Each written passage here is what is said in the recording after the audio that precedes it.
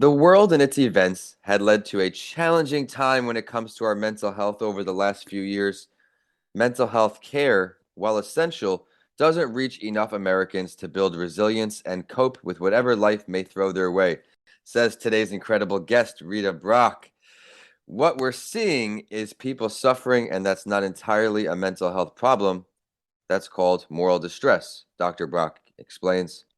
It's the outrage, anxiety, fear, shame, guilt that people feel in response to events, and it can't be fixed, but it can be addressed and it can be managed.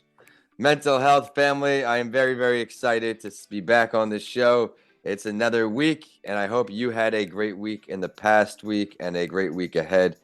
I appreciate you taking time to sit down with us here on a mental health break. For this episode, we are joined by Senior Vice President and Director of the Shea Moral Injury Center at Volunteers of America.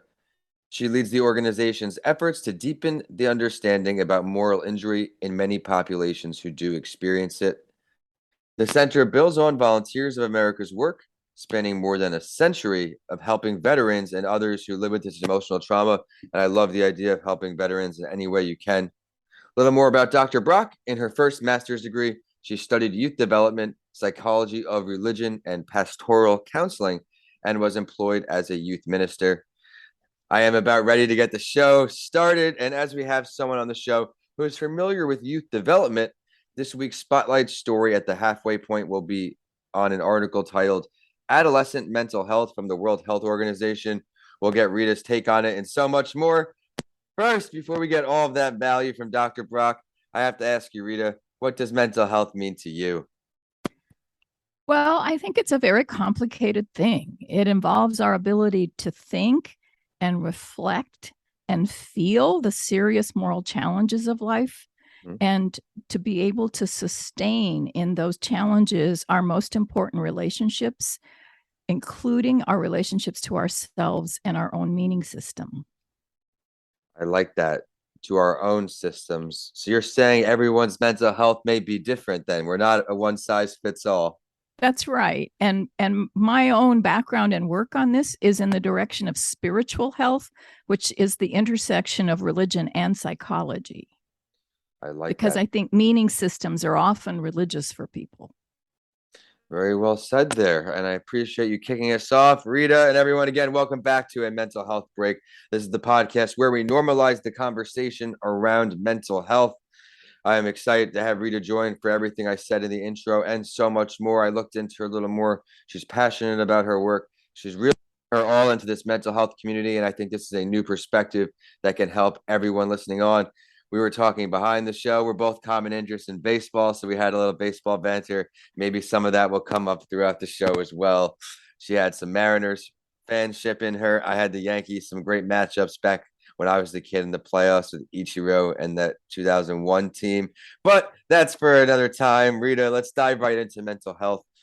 I would love for you to share your personal mental health journey. At Tampa Counseling and Wellness, we want to remind you that it's okay to not be okay.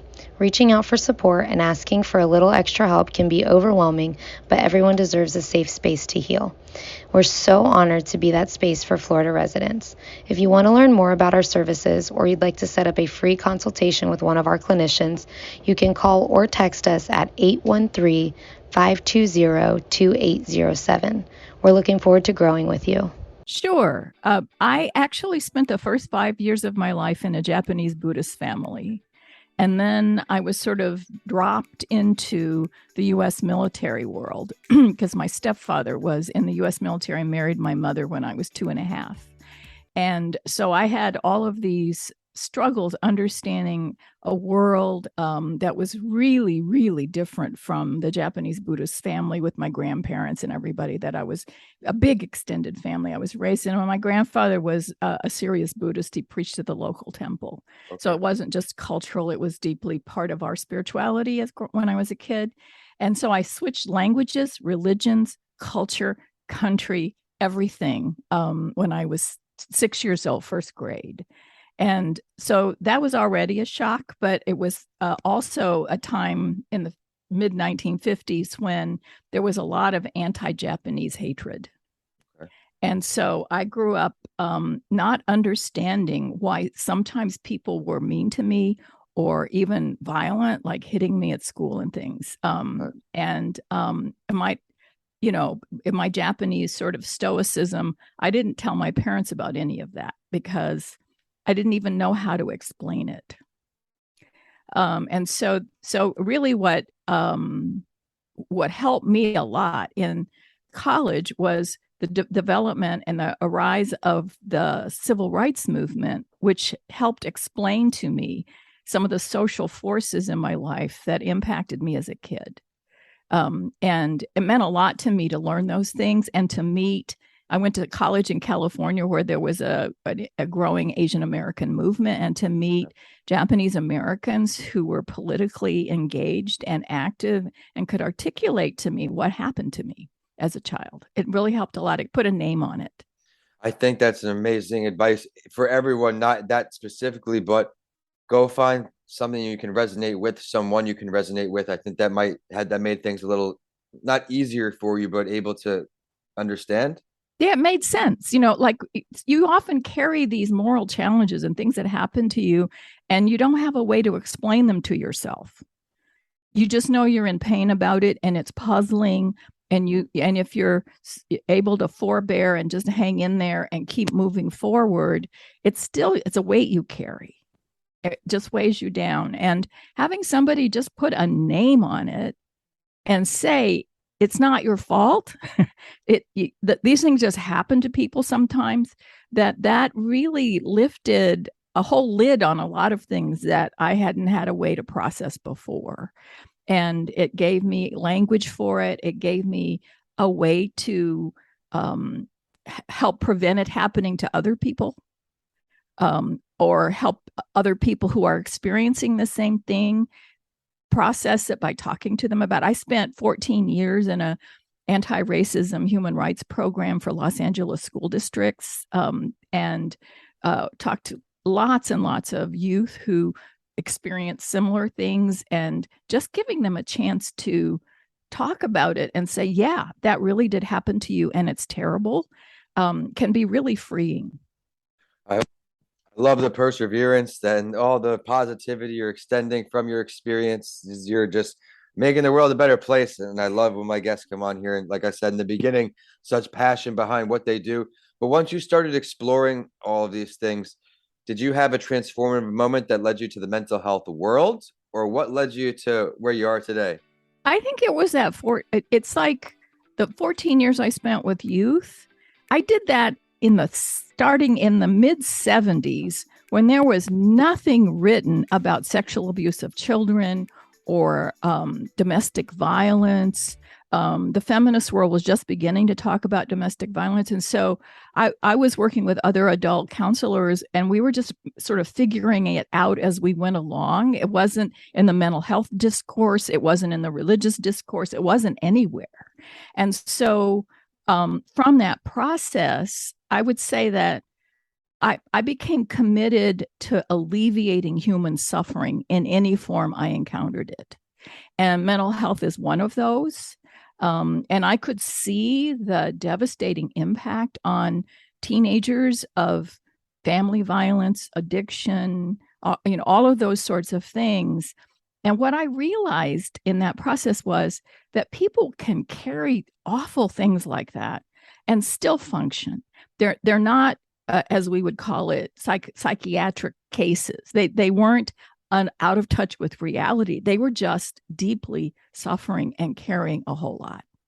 And so I got very, very interested in not only patterns and families that cause that kind of suffering, but how the ideas we carry also can contribute to suffering. So, and that's a lot of religious ideas.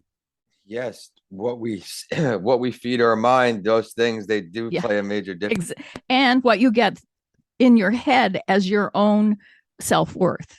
If you're told you're worthless, I have a friend who was told at 6 years old by his father that he was born a mistake, and that was the reason that that his parents were splitting up. And he spent his entire adult life trying to prove himself to some male adult who would love him back and be his father figure. This is a horrible thing to do to someone.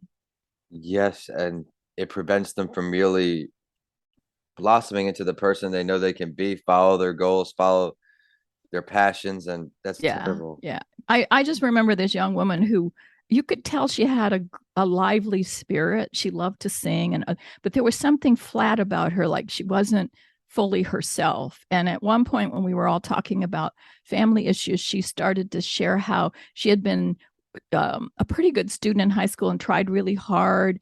And her father, who was a postman, kept telling his, children, you had to do well in school and get a scholarship to college so you wouldn't have to be a postman. And when she got a B in math, instead of noticing that all her other grades were A's, he yelled at her about the B in math, even though she tried really hard. And that just sort of deflated her sense of being a Yes. valuable person, and that she felt like a total failure. And so that's what she said. She said, I feel like a failure because I didn't get an A in math. And I looked at her and I said, so why do you think your father is so hard on you about that? And she said, well, he wants us all to have a better life than he had.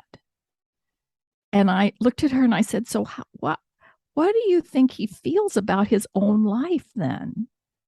And she sort of paused a minute and she said, I guess he kind of feels like a failure. And I said to her, so you're doing fine. You're making mostly A's and you're really trying hard. And he's not noticing because he's afraid you will fail. So it seems to me like he's making you feel like he feels. And she just lit up and she said, yeah, that's right. And I said, do you really feel like a failure? And she said, no. And that was like magical. Some light came on in her. We strategized, we problem solved with her about how to talk to her father, about how it felt to be told those things and for him not to notice how hard she tried. And we had to work really hard to make sure she didn't make him feel even worse as a dad. Right. So it was, but that kind of it's just a tweak. It's a little thing, but there's some switch got turned in her that helped her claim her own sense that no, she's not a failure. Yeah, thank you so much for sharing that story. Yeah. Everyone listening on, you are not alone. One of the many goals of this show is to let you know that you are not alone. And that story right there, I hope, proves that. So thank you for sharing that again. And I think it's now a perfect time to head into the spotlight story. And I think we're going to have a lot of great advice and feedback from Dr. Brock, as this week's spotlight story I mentioned is on adolescent mental health. It's an article from the World Health Organization with some key facts, some areas of concern, and so much more. I'll delve deeper into a little bit right now and then bring Dr. Brock back on. Some key facts: 1 in 7 10 to 19-year-olds experiences a mental disorder, accounting for 13% of the global burden of disease in this age group. Depression, anxiety, and behavioral disorders are among the leading causes of illness and disability in adolescence. Suicide is the fourth leading cause of death among 15 to 19-year-olds, and the consequences of failing to address adolescent mental health conditions extend to adulthood, as we said, impairing both physical and mental health and limiting opportunities to lead fulfilling lives as adults. This article has a lot of information that I think is valuable to share. 1 in 6 people are aged 10 to 19 years old. Adolescence is a unique, informative time. Physical, emotional, and social changes, including exposure to puberty, abuse, violence, can make adolescents vulnerable to these mental health problems. And as I said, globally, it is estimated that 1 in 7, which is 14%, individuals in that age experience mental health conditions, yet largely recognized and untreated still. I want to look at some emotional disorders content here. They're common among adolescents, and anxiety disorders, which may involve panic or excessive worry, are the most prevalent in this age group and are more common older than among younger adolescents. Estimated 3.6% of 10 to 14-year-olds and 4.6% of 15 to 19-year-olds experience anxiety disorder. Depression is estimated to occur in 1% of those 10 to 14, 2% in 15 to 19. And you can see even the jump in percentage amongst younger age groups as they get older. And we'll touch right now on eating disorders. I think that's important. Then we'll bring Rita back on. Eating disorders such as anorexia nervosa and bulimia nervosa commonly emerge during adolescence and young adulthood. Eating disorders involve abnormal eating behavior, and preoccupation with food, accompanied in most instances by concerns about body weight and shape. Anorexia nervosa can lead to premature death, often due to medical complications or suicide, and has higher mortality than any other mental disorder. Rita, what do you take away from some of the things I shared there? I think that the kind of betrayals that happen to people by their primary caregivers or the people around them have lifelong consequences when they're not addressed. And I think that that is very clear about the thing called the adverse childhood experience scale now that's being used for decades around trauma informed care of people. Is you have to attend to those things. Mm-hmm. They don't just go away if you ignore them and carry on with your life. They just haunt your life for your entire life. And I've worked with friends that do rehabilitation work in San Quentin prison with people who are in for life sentences who are violent offenders. And all of them that come through their program have some original childhood trauma. Yep. That wreck them in some way that they couldn't recover from. And just having enough trust and being in a group of people that believe them to tell the story of the horror that they experienced at 4, 5, 6, 7 years old really released some power in them that had sort of been like a claw on their life that just drove their life toward violence and anger and outrage because they had been so betrayed. And doing that actually enabled them then to take moral responsibility for the harm they have done and to apologize if they can, to really deeply regret the behavior and understand the impact it had on other people, to, in other words, to restore their sense of empathy and compassion. And I think what all of those people who finally got that chance, it really transformed their lives. But if they had had one person, and this is research on people who go through the child welfare system and all the things that they suffer, if they're able to cope and come through that and still be okay, as it were, not broken and angry and all of those ways that is a normal human response to being harmed, that one caring, trustworthy, safe adult made all the difference. And it didn't have to be a parent.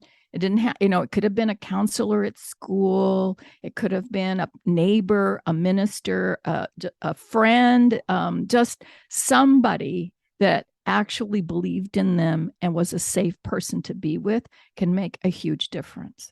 It really sounds terrible that something that was not in their control as a youth, they didn't have control over what was happening, went full circle, and now a life sentence stemming from one of these incidents. Everyone out there, remember to be kind and try to use this story as fuel to do the right thing and just set an example for others, as you never know who can be more impressionable than others at a young age. You can even look at it, we're just kids, they're sponge. We're younger, we absorb all this information. We were all kids, and as you get older, it's not as easy to learn. Like for me, example, I've been taking Spanish lessons over the last year and a half or so, and retaining a language as an adult is much more difficult than it was even learning Italian in middle school or learning things in elementary school. You absorbed it. Yeah. So that's a great example there. Thank you, Rita, for that. Yeah. But now we're going to I think, and didn't you in your own life have, because of your accident, you kind of had to relearn English even. I have relearn how to walk, talk, spell, use the bathroom. Yeah. It was all of that. I think it's very interesting how well you've now come back into it, that somewhere in your brain, it was still there. It just had to be accessed in some other way than the normal ways. Yeah. Yeah. I appreciate the kind words. I've spoke about it on past episodes, not really recently, where I was a student who looked over a piece of paper, could get a B on an exam before, no problem. I was now a student for finishing my finance after in the MBA. I had to read, write, type over and over and over and over again to retain a tenth of the information. And then until about 6 years later, I didn't notice the memory increase. It was when I was writing my first book is when I first finally remembered something I didn't write down. I was so used to writing things on Post-its and typing it in iCalendar, desk calendar, and then I started remembering things I didn't write down, and it made me feel great. But I've really always put my brain into overload as an entrepreneur between the books, the pod, everything. So I'm Yeah, constantly doing things. And I think that pays major dividends in my recovery and ways for me to get better. But absolutely. I Yeah. would like to ask for some more advice on your end. What are some things that work for you, short term, long term mental health initiatives? Um, I think the most important thing in life is to have friends. Mhm. I've had a very long career, and I've shifted careers several times in my life. I didn't do the same thing all of my life, and to have friends that knew me when I was just a student, just somebody, no, not somebody that people have on podcasts, but just a student. Right. And even from high school, I have a good friend from high school still. That has been for me a really, really important base of support for who I really am. And I take on all these roles, expert on this, professor, administrator, chaplain, and those kinds of things. But there's a value in people having knowing you over your life course, because sometimes you can get carried away or lose yourself, and they're a good grounding. And when the pandemic started, I had two friends. We've known each other since grad school, and we realized we weren't going to get to vacation every year together like we like to do.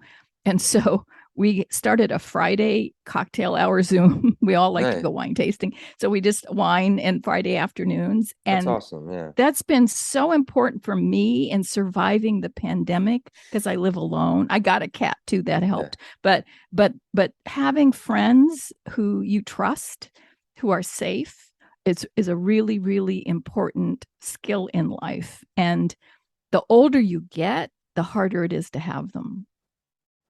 I love that. I value the relationships in my life very much, and the people close to me certainly know that. I even talk about it in my books, Mr. Lancy Talks Mental Health, where why being supportive for others and also being supportive for yourself is super important for your mental health. You could grab that book on Amazon, but you could even go as far as, and this we talk about in those books as well. You can't be others' best friends if you're not your own best friend. If you're not taking That's care of right. yourself, how can you That's right. possibly, and then in the least selfish way possible, I'm saying that if you're not taking care of yourself, how can you take care of others? Yeah. And for me, whenever possible, I try to spend at least an hour Oh outdoors yeah. exercising, walking. I used to run, but I'm getting too old to run. But I still do my hour outside every day whenever possible. And if I don't have time to go run, I try to actually work outside, because I think the sunlight, the light, outdoor light is really, really important to sleeping. Nature is And huge. so, and then that's the second thing I'm obsessive about is sleep. I need my rest every day. I go to bed on the earlier side for my age, I'd say, but I value my 8 hours of sleep. Yeah. Exercising every day has to start with that. And it does more for my mental health and physical health. And I talk about that a lot. And Mhm. the sunlight does so much for you, mood booster. And it's a nice thing for me to take my eyes off the computer because I'm usually staring at Exactly. that all day. Is that hour of looking at trees The or natural something else? sounds. I Yeah. have shout out to Yeah. Dr. Richard Basio, who's been on the show in the beginning, friend from high school, challenged me to, on my walks, leave my phone inside or put it on a timer on silent and take in the natural noises and birds, cars, you name it. It's Absolutely. That exhilarating. take you out of yourself. It's also a time when I can often digest what happened during the day. Hmm. Because if something upsetting Reflection. happened during the day, I don't usually sleep well. So that hour, I say, okay, let's figure this out and try to process it so that it doesn't keep me up at night. That's That's that's one sign of moral distress, is that something keeps bothering you and it interferes with your sleep, and it will slowly erode your best self. mhm. Very well said. Without exercise, I overthink. I'm not in the right mind state and certainly don't sleep as well. But before we sign off, Rita, I would like to ask you for one piece of advice to give to all of our mental health champions out there who may be struggling.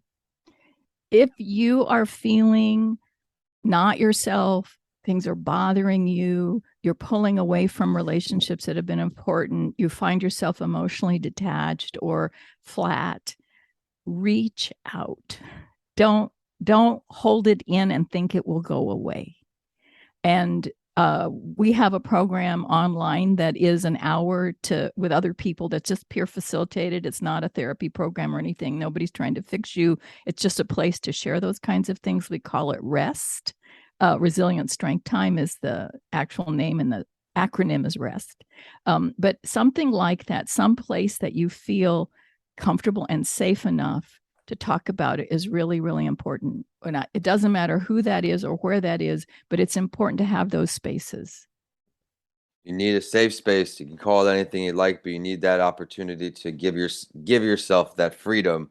And Yep. I use freedom weirdly there, but I think that's the way to put it, where you feel safe. Yeah. When I was a youth minister, I both worked in that LA school district and at a church as a youth minister. And when I was doing that work, in a group, they'd all be doing whatever they're doing. And then often at some point, one of them would ask to talk to me privately. And then I'd find out what was really going on with them. And it was such a privilege that they trusted me. Absolutely. I Yeah. mean, it goes a long way based on, again, your passion, your character, and all that goes involved. So thank you for that. And thank you for an amazing show today, Rita. I'm very glad that you were able to join our community of mental health champions. Where can everybody find you, your website, social media, anything you would like to share? Yep. I'm at VOA. That's Victor, Oscar, and I don't know what the G is, but anyway, the A, I mean, VOA.org/moral injury. That's where you can find me.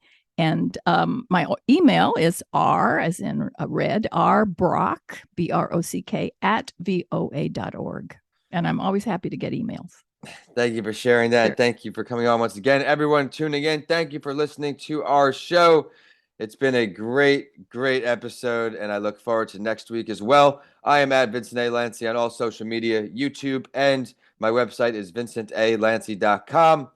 Be sure to check out Mental Health Week and Mr. Lancy Talks Mental Health on Amazon now. And until next Tuesday, have a great week. Thank you, Rita. Thank you. This was great.